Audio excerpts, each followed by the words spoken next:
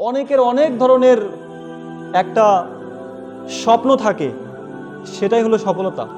কিন্তু আসলে প্রকৃত সফলতা সেটা নয়।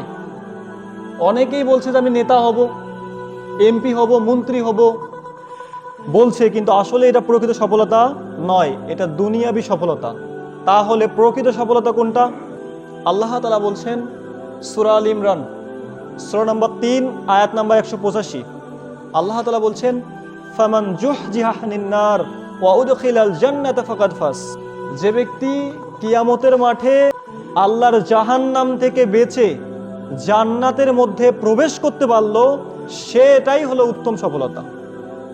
আর দুনিয়াতে একটা মানুষের কোটি কোটি টাকা আছে, বাড়ি আছে, গাড়ি আছে, ব্যবসা প্রতিষ্ঠান অনেক কিছুই আছে, নেতৃত্ব আছে।